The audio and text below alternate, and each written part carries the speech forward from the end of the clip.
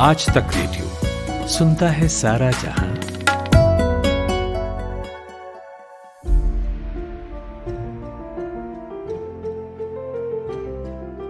आपने सैमसंग का टीवी देखा होगा, फ्रिज भी इस्तेमाल की होगी और शायद कभी उनका स्मार्टफोन भी खरीदा हो।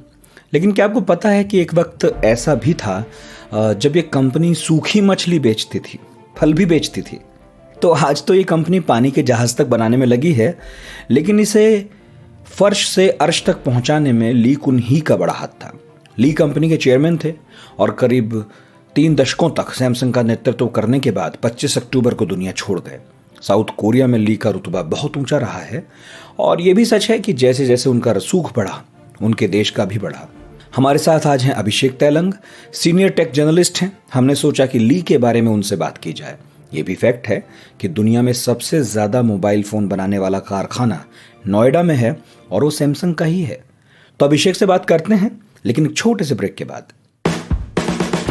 आज तक रेडियो अब सुनिए आज तक की मोबाइल एप्लीकेशन पर भी। प्ले स्टोर से आज तक की मोबाइल ऐप डाउनलोड करें।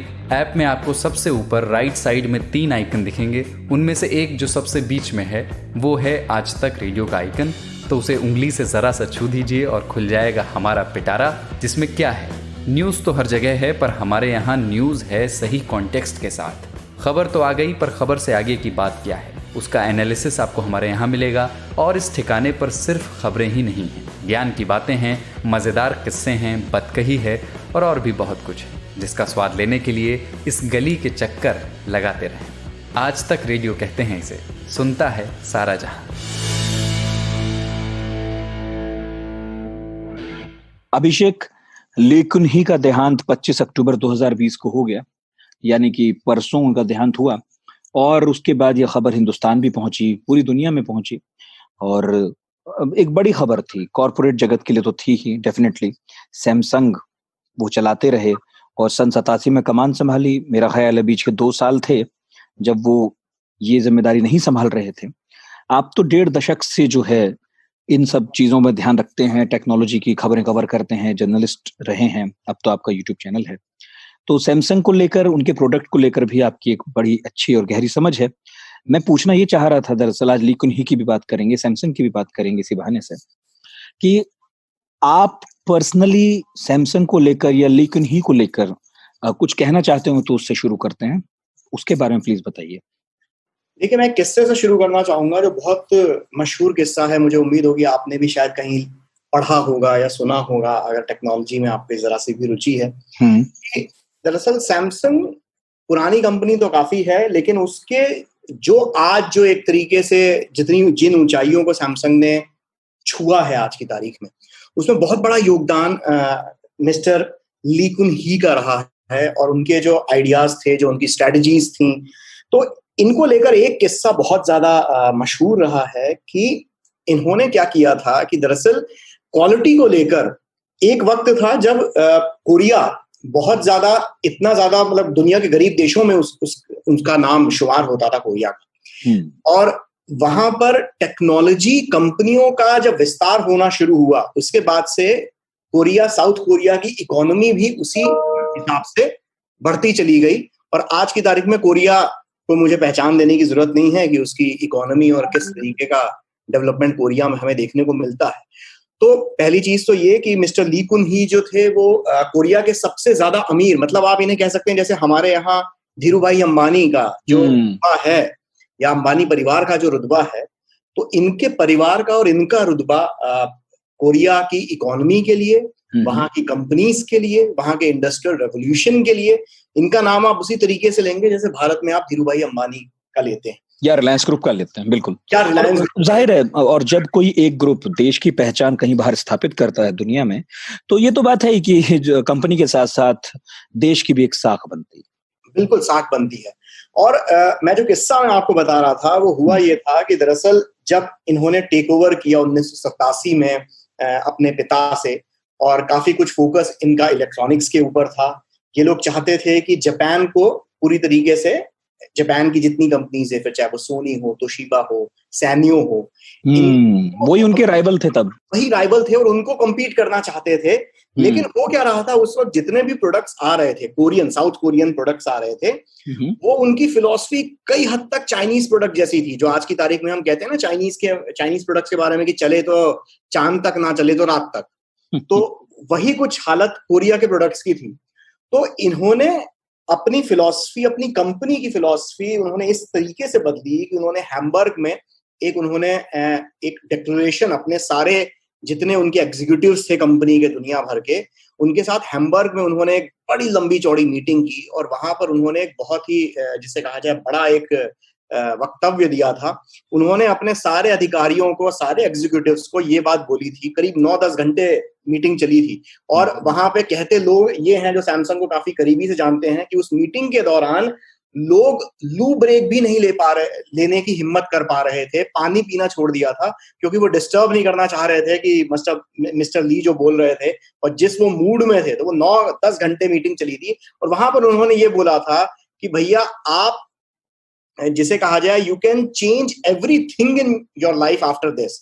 मतलब आप change everything except wife and children. मतलब अपने बीवी और बच्चों के अलावा आपके जीवन में जो चीजें हैं, जो सोच है, जो विचार हैं, जो थिंकिंग है, आप सब बदल लीजिए, अपने लाइफस्टाइल बदल लीजिए, क्योंकि अगर कंपनी को, अपने देश को एक ऊंचाई पर पहुंचाना है तो ये सारी चीजें बदलनी पड़ेंगी। और उसके बाद ही जो है कंपनी के पूरी थॉट फिलॉसफी में बहुत फर्क आ गया। दूसरा एक किस्सा एक बहुत मशहूर है कि सोल के थोड़ा दूरी पर एक इनकी गूमी फैक्ट्री एक है। गूमी नाम का एक कस्बा, छोटा सा शहर है जहां पर सैमसंग की फैक्ट्री हुआ करती थी। और वहां पर सैमसंग के उस वक्त मोबाइल फोन्स और फैक्स मशीन्स और बाकी स्टोरेज डिवाइसेस बना करते थे। और इन्होंने खुद अपने हाथों से करीब 5 लाख डिवाइसेस, जिनकी कीमत करीब उस वक्त $50 मिलियन के अराउंड थी, जो फोन्स, मतलब जिसे कहा जाए उनके हिसाब से, क्वालिटी के हिसाब से अच्छे नहीं माने जाते थे। उनको लगा कि इनकी क्वालिटी बेकार है। वो फैक्स मशीन जिनकी क्वालिटी बेकार है, उन्होंने उसका ढेर लगाया। कंपनी के सारे एग्जीक्यूटिव्स, फैक्ट्री के जितने मजदूर थे, उनके सामने ढेर लगाकर $50 मिलियन के डिवाइसेस को इन्होंने आग लगा दी, इसमें स्मार्टफोन्स काफी तादाद में। अच्छा। और मतलब ये एक बहुत बड़ी बात है। मतलब जैसे हम लोग सुनते हैं काफी स्टीव जॉब्स से रिलेटेड किस्से, बिल गेट्स से रिलेटेड किस्से, लेकिन ये इस तरीके के किस्से बहुत ज्यादा मीडिया में, मतलब मैंने भी अभी हाल ही के दिनों में ये किस्सा पढ़ा और मैं बहुत हतप्रभ रहा उस चीज को देखकर कि यार, एक इंसान जिसने चीजें बनाई हों और वो अपने सारे, क्योंकि आज की तारीख में अगर हम घर में एक सड़ी गली जली हुई रोटी भी बनाएं और अगर वो रोटी को भी कोई कह दे कि यार ये जली हुई रोटी बनाई है, तुमने पकाई है, तो उसको लेकर हमें बुरा लग जाता है। और वो उतने मजदूरों के सामने उन्होंने $50 मिलियन के डिवाइसेस में उन्होंने आग लगा दी और उनको ये कहा कि ये आप सबक सीखिए कि ये घटिया क्वालिटी अगर हम बनाते रहेंगे तो हम कभी भी उस ऊंचाई पर को नहीं पाएंगे जिस ऊंचाई को हम पाना चाहते हैं। बेसिकली क्वालिटी को लेकर जो उनकी चाह थी वो बहुत बड़ी थी। और शायद यही कारण है ना कि 90 के दशक में तो बहुत सारे ब्रांड्स हिंदुस्तान में एंटर करते हैं, लेकिन देखते देखते सैमसंग बड़ा हो जाता है और 87 में वो जो है सैमसंग की कमान संभालते हैं। 90 के दौर में भारत में लिबरलाइजेशन होता है और देखिए देखते ही देखते 21 अरब की संपत्ति के मालिक हो गए। गरीब परिवार से थे और जितना मुझे ध्यान है तो जो साउथ कोरिया है उसको चौथी सबसे बड़ी इकोनॉमी दुनिया में बनाने में बहुत बड़ा हाथ है सैमसंग का आज। जी बिल्कुल, जी बिल्कुल। और अगर आप ये देखें कि इनका ना सिर्फ उद्देश्य क्वालिटी मेंटेन करना था, बल्कि इनोवेशन और नए जिसे कहा जाए ऐसी चीजें जो यूजर का काम आसान बनाए, टेक्नोलॉजी को एक तरीके से आगे ले जाए। अगर आप, हम लोग ये ज्यादातर ये जानते हैं कि सैमसंग नाम की कंपनी, भाई मोबाइल फोन हमें देखने को मिलते हैं, टीवी देखने को मिलते हैं, बाकी कंज्यूमर अप्लायंसेस देखने को मिलते हैं, लेकिन बहुत कम लोग ये जानते हैं कि दुनिया में सैमसंग जो है वो नंबर 1 प्रोड्यूसर है सेमीकंडक्टर का। सेमीकंडक्टर वो चीज जिसके दम पर सारा मोबाइल फोन, कंप्यूटर, आपके जितने भी इलेक्ट्रॉनिक डिवाइसेस हैं, वो सेमीकंडक्टर के बगैर तो मतलब जैसे रीढ़ की हड्डी हो गई वो किसी भी डिवाइस की। तो सेमीकंडक्टर बनाने में सैमसंग दुनिया का नंबर 1 मैन्युफैक्चरर है। और ना सिर्फ इतना, डिस्प्ले बनाने में, जो स्मार्टफोन का चेहरा है, डिस्प्ले है, उसके दम पर डिस्प्ले बनाने में भी दुनिया का नंबर 1 मैन्युफैक्चरर है। कंपटीशन में जितनी भी कंपनियां हैं, जो सैमसंग के फोन्स हों या टीवी हों, उनके लिए भी सैमसंग डिस्प्ले बनाता है, उनके लिए भी सेमीकंडक्टर बनाता है। मतलब मतलब अगर सैमसंग का कामकाज आज खुदा न खास्ता बंद हो जाए तो बाकी जो कंपनियां हैं उनके लिए भी राह आसान नहीं रहने वाली है, क्योंकि स्क्रीन नहीं मिलेगी, ठप पड़ जाएंगी। ना सिर्फ स्क्रीन बल्कि सेमीकंडक्टर नहीं मिलेंगे, मतलब सेमीकंडक्टर नहीं मिलेगा। अच्छा, और एक और चीज है, मतलब ठीक है, हर कंपनी की अच्छी बुरी बातें होती हैं, इसकी भी होंगी। सोचिए कि मतलब सैमसंग उसी तरह जैसे होंडा है, सोनी है, मैं पढ़ रहा था कि जहाज निर्माण के क्षेत्र में काम करती है, जीवन बीमा बेचते हैं और कंस्ट्रक्शन करते हैं, होटल हैं, मनोरंजन पार्क है उनके पास, और बाकी तो तमाम चीजें हम रोजमर्रा में यूज करते ही हैं उनकी। तो मतलब कितनी बड़ी एक देखा रेंज है कि जो भी धंधा है देखा इसमें स्कोप है और घुस गए और कामयाब भी किया। जी बिल्कुल। और आप इनके रिसर्च एंड डेवलपमेंट का अगर आप बजट देखेंगे, ये मैं आज की तारीख के फिगर्स में आपको बता रहा हूँ, कि मई 2020 में जो इनके रिसर्च एंड डेवलपमेंट के ऊपर जो स्पेंड था वो 18 से 19 बिलियन डॉलर्स था। बड़ा बजट है। मतलब ना सिर्फ ये चीजें बना रहे हैं, पर आगे इनको क्या करना है उसके लिए भी कंपनी पूरी तरीके से तैयार है। ऐसे 5G को लेकर कंपनी बहुत ज्यादा मुस्तैद है। 5G जैसे हमारे यहाँ रिलायंस इस पर काम कर रहा है, उसी तरह से। उसी तरीके से आप बहुत बहुत सही समझे। मैं पढ़ रहा था कहीं कि खेलों में भी बड़ी रुचि थी उनकी, है ना? ये तो हम बिजनेस की बात कर रहे हैं, लेकिन खेलों में भी वो उतनी ही दिलचस्पी रखते थे। ना सिर्फ खेलों में रुचि रखते थे, बल्कि खेलों को बढ़ावा देने में और खिलाड़ियों के टैलेंट को पहचान कर उनको किस तरीके से आर्थिक या उनकी ट्रेनिंग में मदद करने में जिस तरीके से भी कंपनी मदद कर सकती है अपने अलग अलग इनिशिएटिव के तहत, उसमें भी इन्होंने उसका भी वो मतलब जो कल्चर बनाया सैमसंग के अंदर, तो उसमें इनका काफी हाथ था।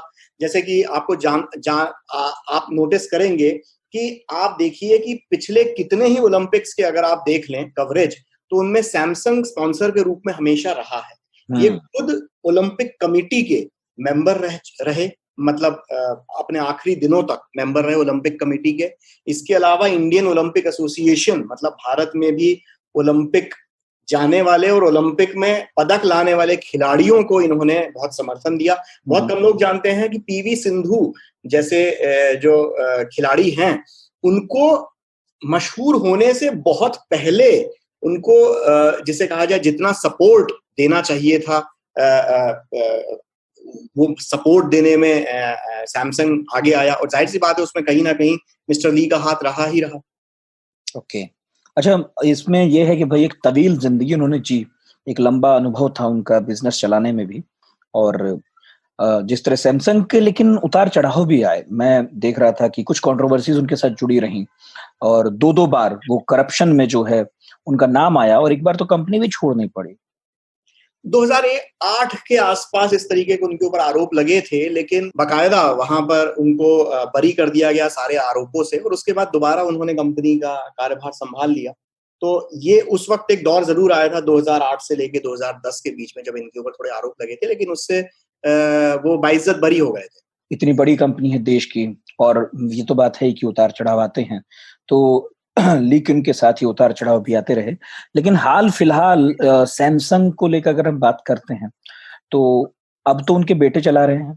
बेसिकली पीछे से वो सक्रिय ज्यादा थे, अगर जितना मैं समझता हूँ कंपनी को, तो पूरी तरीके से वो, क्योंकि जिस तरीके से वो वर्कोहॉलिक थे और कंपनी को लेकर डेडिकेटेड थे, तो पीछे से वो सक्रिय थे। हो सकता है जरूर मेडिकल रीजंस के कारण, हो सकता है हाल फिलहाल के कुछ एक सालों में शायद ना सक्रिय हों, पर जितना मैं जानता हूं कि ऐसा नहीं है कि 2008 और 2010 के बाद से उन्होंने सक्रियता छोड़ दी थी। काफी जो कंपनी में जो उनके सुपुत्र हैं, उन्होंने काफी कुछ अपने हाथों में ले लिया, लेकिन फिर भी वो पीछे से, जिसे कहा जाए, सपोर्ट दे रहे थे कंपनी। और एक जगह कहीं मैं पढ़ रहा था कि काफी गरीब परिवार से थे, है ना? और शुरू में तो कुछ और ही काम करती थी इनकी कंपनी या इनके पिता। शुरू में दरअसल कई तरीके के सैमसंग का अगर आप इतिहास खोलकर देखें तो आपको देखने को पता चलेगा कि भाई सूखी मछली बेचने का जो है उनका कारोबार हुआ करता था उनके पिताजी का, और उसके बाद से जो है इन्होंने करीब जो है धीरे धीरे उन्होंने और बाकी और चीजों में अपना आगाज किया।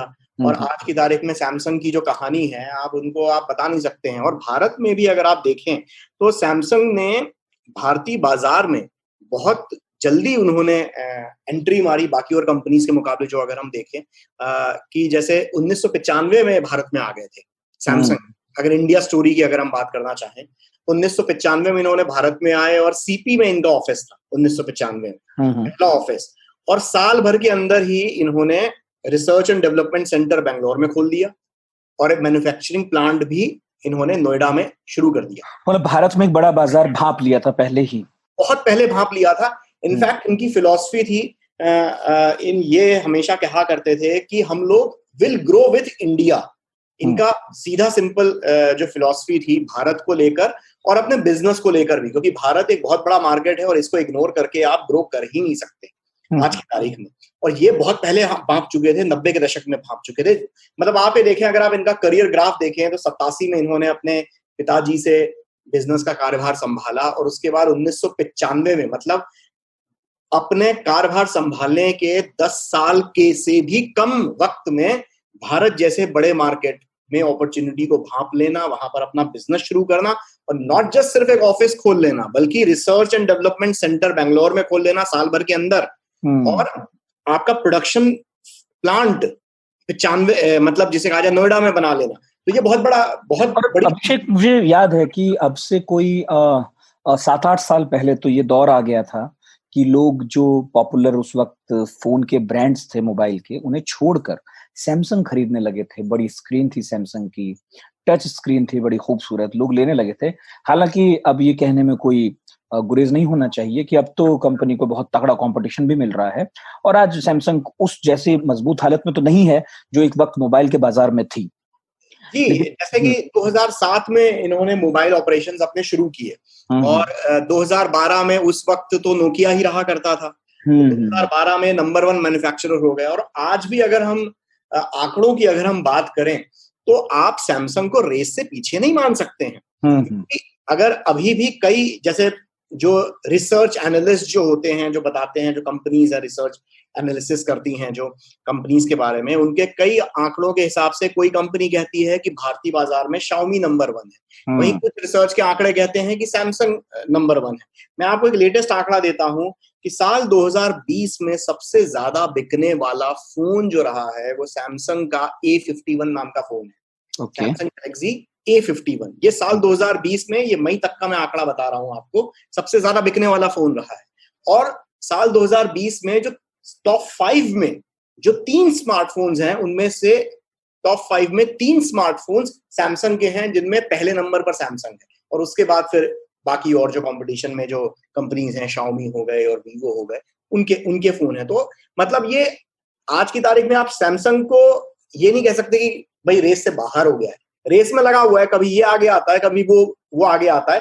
पर हाँ, अब आज के दौर में कंपटीशन काफी टफ हो गया है क्योंकि चाइनीज प्लेयर्स जो हैं वो काफी जिसे कहा जाए कि कम कॉस्ट में ज्यादा बेटर चीजें दे रहे हैं। डेफिनेटली। और ये कंपटीशन ना सिर्फ फोन में है बल्कि बाकी इलेक्ट्रॉनिक डिवाइसेस में भी है। और अब देखना ये होगा कि ली के जाने के बाद जो उनके बेटे हैं, जिनके हाथ में विरासत आई है, क्या वो अपने पिता की ही तरह इस विरासत को संभाले रख पाते हैं, आगे बढ़ा पाते हैं। बहुत बहुत शुक्रिया अभिषेक आपका, आज ये बात करनी जरूरी थी।